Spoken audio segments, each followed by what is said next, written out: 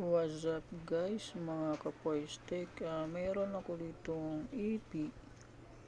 Imo-modify ko kasi ang bagal ng internet ko, lalo na pag nasa likod na nitong EP.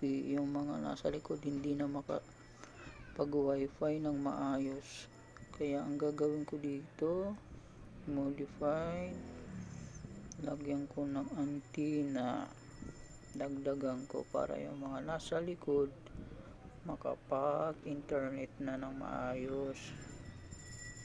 Ito ang gagawin ko kaysa mag additional ako ng EP. Sayang, ang mahal. Ito tipid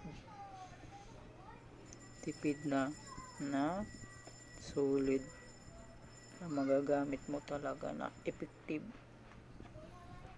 Yan ang galing ko.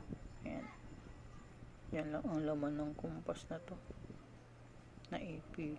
Maganda siya pang look through. Pag nasa harap yan, talagang maganda yung signal, yung quality talaga.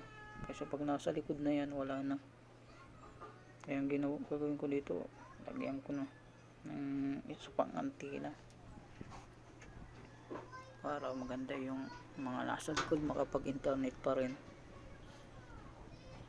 Yan, lagyan ko lang ng dalawang connector ng antenna.